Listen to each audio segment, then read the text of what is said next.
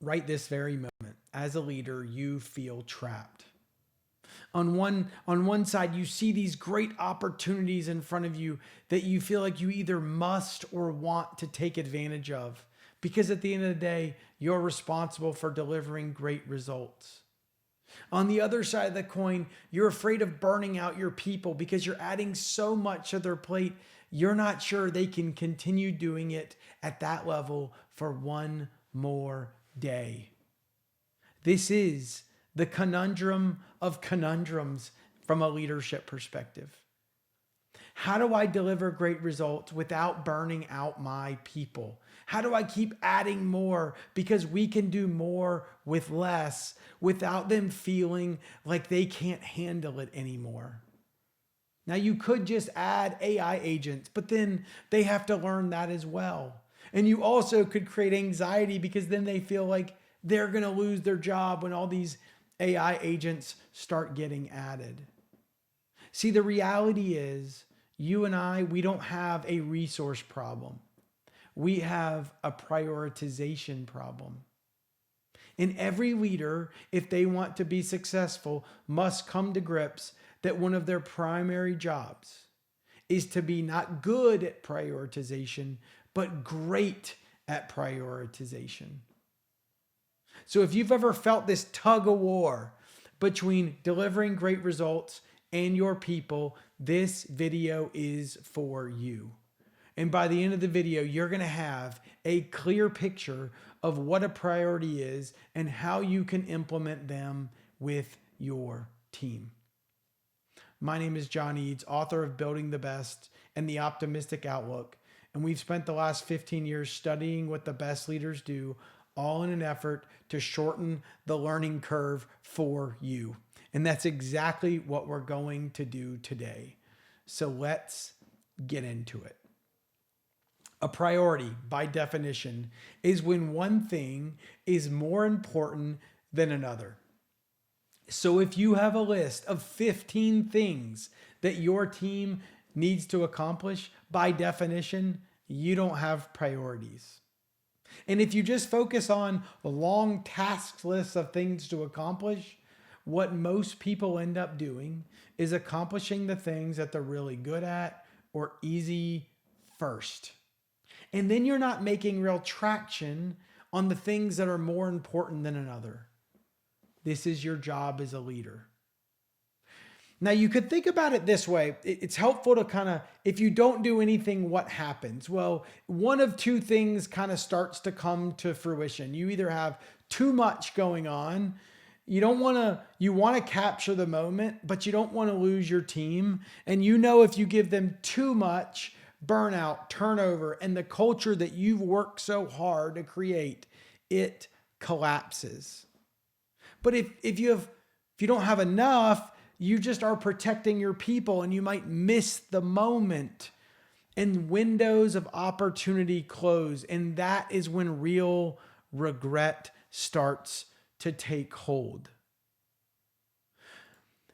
This is why prioritization is not one of the most important leadership skills today. It is at the very top of the list because you're trying to play that balance between too much and not enough. And if you go one side or the other, you're almost certainly going to fail. There is an idea that will help you with this. It's not complicated to understand, but it can be hard to implement.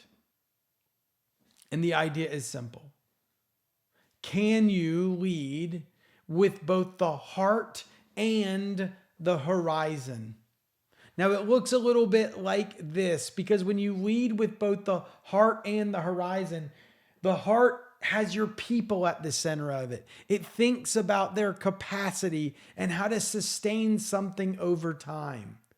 It focuses heavily on the culture that you're building, not just short term, but long term. The horizon is different. This is the market, the opportunity that's in front of you, the future state that you're trying to reach before the potential window closes. Now, a leader that only protects the heart misses the moment. And a leader who only chases the horizon, they lose the team. The best leaders, they do both. They focus on the heart and the horizon. So how do you go about doing this? Well, it's not easy, but it's a conceptual idea that you can keep at the forefront of your mind to help you prioritize with your team. So you could think of it a little bit like this. You have to decipher whether something is maximizing or optimizing. So when you look at your whole list of all the things that you're trying to do as a team, can you break it down to, is this maximizing us or is this just trying to optimize us? Because when your world is just filled with optimizing oriented things, it will almost assuredly burn your people out. If you're just chasing optimization, it is a relentless place to be. What we must chase is those maximizing things. We must focus on driving significant revenue or market position. We must look at things that save a major or a significant amount of time or capacity across the team. We must see something that if we miss this, it is irreversible. And it must have both short-term and long-term impact. This is the secret. This is where I want you to focus. And in order to do that, you and I must focus on our priorities. Now, I was working with a team recently, an executive team, and we defined some bigger priorities, the top 3 to 5 priorities for this executive team to achieve their white whale, their big goal for the year. But this is where the rubber meets the road. You can do it at the macro level, but can each leader on that team do it at the department level? Can they define their top 3 to 5 priorities that are more important than another that can roll up into the larger goal? Now, I don't know where you are in your organization. Maybe you're an entrepreneur with a small team. Well, part of your job is to define the goal and the priorities for us to achieve it. Maybe you're at the department level. Well, part of your job is to define the 3 to 5 priorities that are more important than another, that focuses both on the heart and the horizon.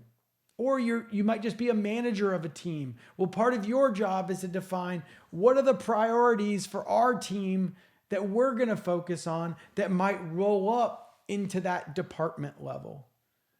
Maybe you aspire to leadership.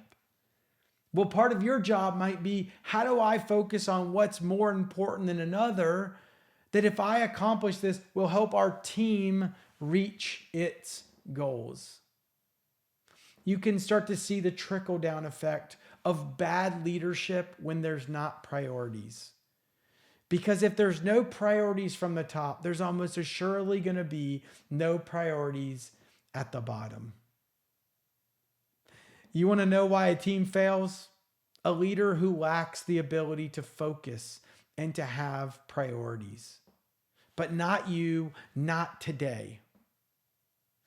Now, there are 2 powerful questions that you can ask yourself with both the heart and the horizon in the forefront of your mind.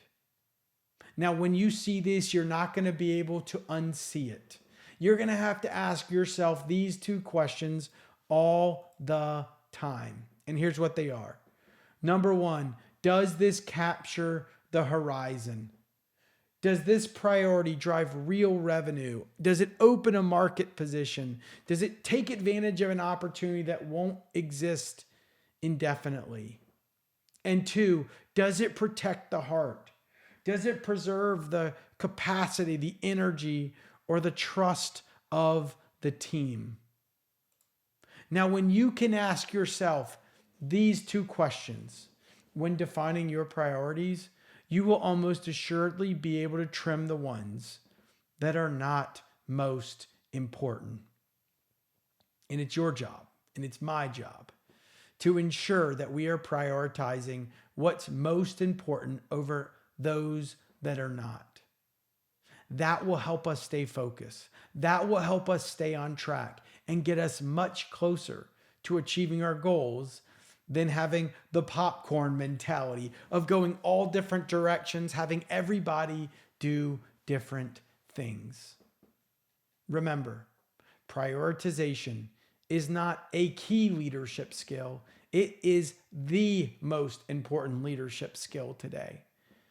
And these tools will help you do it more effectively and efficiently in the future.